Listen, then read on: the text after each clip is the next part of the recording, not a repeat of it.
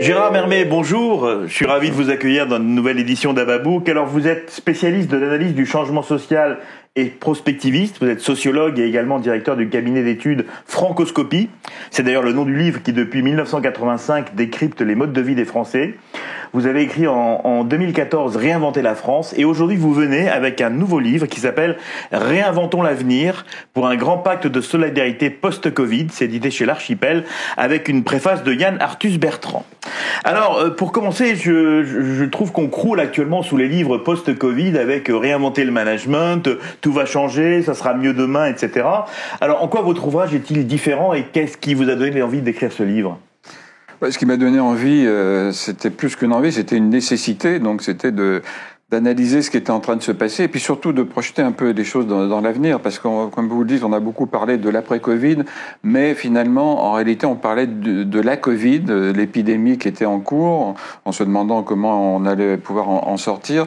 Moi, j'essaye de faire en sorte d'évoquer toutes les crises, pas seulement la crise sanitaire, parce qu'une crise peut en cacher une autre et même plusieurs autres, et c'est le cas aujourd'hui. Une crise économique, une crise sociale, une crise évidemment environnementale, une crise politique peut-être demain, il faut s'y préparer peut-être, et d'autres encore. Donc ce sont autant de défis qu'il faut qu'on relève et je crois qu'il faut le faire avec un esprit positif. Moi j'essaye de montrer qu'on peut y arriver, qu'on doit y arriver de toute façon, et donc on a une sorte de devoir d'optimisme qui j'espère transparaît dans ce livre. Avec beaucoup de choses qui vont reposer sur les futures générations, puisque quand même c'est un peu une transmission que vous faites aux jeunes générations en fait. C'est un passage de témoin sans doute, mais je ne veux pas m'exonérer de ma responsabilité en tant qu'individu, en tant que senior aujourd'hui. Je pense que nous avons fait le monde tel qu'il est aujourd'hui, nous avons donné en héritage quelque chose qui est un peu difficile, puis qui sera peut-être douloureux, donc il faut qu'on continue de participer, chacun à sa mesure, à cette transformation. Alors, vous êtes sociologue bien sûr, et puis vous aviez créé une typologie des trois France. Je crois que c'était en 2001 avec les mutants, ceux qui sont porteurs de la modernité, les mutins qui sont plutôt favorables au statu quo que rien ne change, et les moutons qui sont hésitants et indécis. Comment vous voyez l'après-Covid avec ces trois typologies ? Mais c'est la grande question qui va se poser demain. C'est qui des mutants et des mutins, notamment les moutons étant un peu en retrait et devant prendre position, mais on ne sait pas encore quelle sera leur attitude. Est-ce que on va délibérément réinventer l'avenir comme je le propose, et c'est plutôt ce que sont capables de faire les mutants, ou est-ce qu'on va aller vers le statu quo, ou même vers un peu le passé, en idéalisant ce passé, en disant il faut retrouver une vie normale, c'est-à-dire comme avant. Non, on ne retrouvera pas la vie d'avant. On retrouvera une vie, je l'espère, normale, et ça prendra un petit peu de temps. Mais surtout, il faut que ça soit une vie différente, parce que on a bien vu qu'on arrive à la limite du système, notamment économique, politique, dans lequel nous vivons aujourd'hui, à l'échelle planétaire. Vous avez d'ailleurs, ça m'a marqué, vous avez dit que l'anagramme de chauve-souris, c'était souche à virus. Alors, je ne sais pas si c'est vous qui l'avez trouvé ou ça traînait quelque part. Je l'ai trouvé quelque part, effectivement, et j'ai fait aussi quelques recherches dans ce sens-là.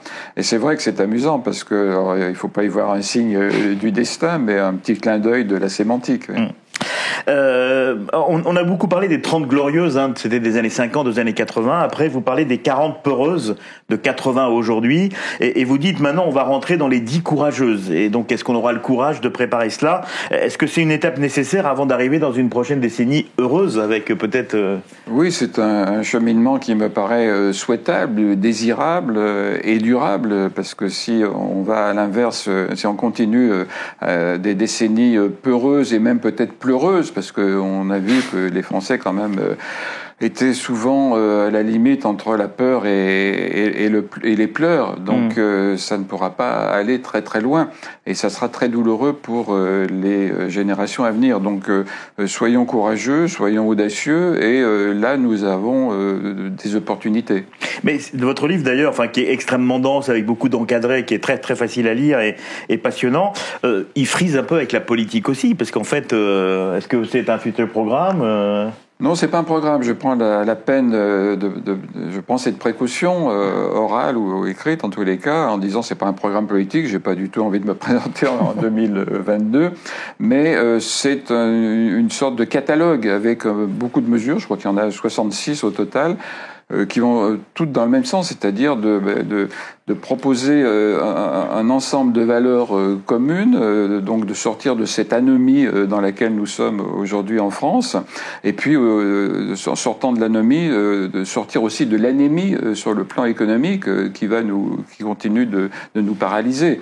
Donc il faut faire de la croissance, mais il faut réinventer aussi la croissance, parce que celle que nous visons depuis un certain nombre d'années, elle est périmée, c'est pas celle-là qui va nous sortir. Donc c'est une croissance verte, pour dire les choses très simplement.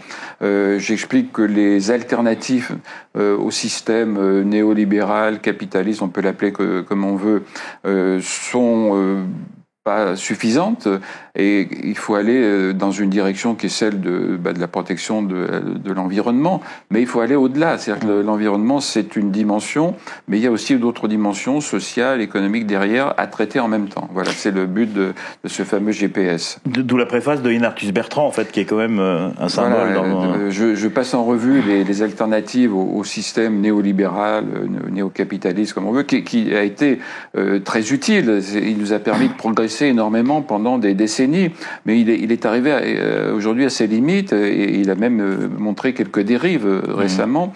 Donc il faut le réinventer. Les alternatives existantes, que ce soit le protectionnisme, le populisme ou même le transhumanisme, ne sont pas adaptés à l'époque. Donc j'essaie d'en proposer une autre qui emprunte d'ailleurs à certaines de ces idéologies. Alors justement, vous militez pour ce GPS, ce grand pacte de solidarité. C'est d'ailleurs le sous-titre de votre livre. Est-ce que concrètement ça signifie quoi, ce GPS ? GPS, évidemment, c'est un acronyme qui n'est pas né par hasard. GPS, c'est quelque chose, c'est un outil qui nous permet normalement d'aller vers une destination et qui nous propose un itinéraire. Moi, j'essaye de faire la même chose donc sur le plan sociétal et économique aussi, en disant la direction que l'on veut prendre, c'est celle d'une société plus durable, plus désirable aussi, dans laquelle les gens seraient un petit peu plus empathiques les uns envers les autres. C'est une des conditions d'ailleurs pour que ça réussisse. Et cet itinéraire nous permettra de choisir les bonnes bifurcations, parce que avant d'y arriver, il faudra choisir entre beaucoup d'itinéraires possibles. Donc et pas se tromper de route alors. Et pas se tromper de chemin, et surtout ne pas laisser beaucoup de monde en chemin. Sur le bord du chemin. On arrive au terme de notre émission, et vous savez qu'on s'adresse principalement aux directeurs de l'expérience client. Et votre vision à vous, justement, comment est-ce que vous voyez l'impact du Covid sur le comportement de nos clients et des consommateurs ? Je trouve que ça renforce un certain nombre de tendances un petit peu discutables et même regrettables des comportements de beaucoup d'entreprises à l'égard de leurs clients. Aujourd'hui, on est dans une société sans contact, le contact étant essentiellement digital, numérique, virtuel. Et là, bien sûr, ça s'est aggravé avec le télétravail, avec la sur-robotisation des relations. Aujourd'hui, quand vous voulez accéder à une entreprise, vous n'avez quasiment plus de moyens d'avoir un être humain qui vous parle, qui comprend, qui intègre votre demande et y répond correctement.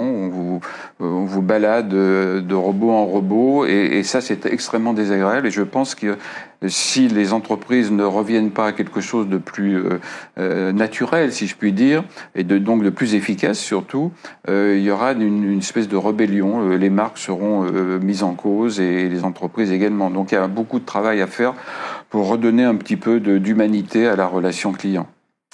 Merci beaucoup Gérard Mermet. Je rappelle votre livre, donc Réinventons l'avenir pour un grand pacte de solidarité post-Covid, édité chez l'Archipel, avec une préface de Ignatius Bertrand. Beaucoup de réflexions pour les mois et les années à venir. Merci. Merci.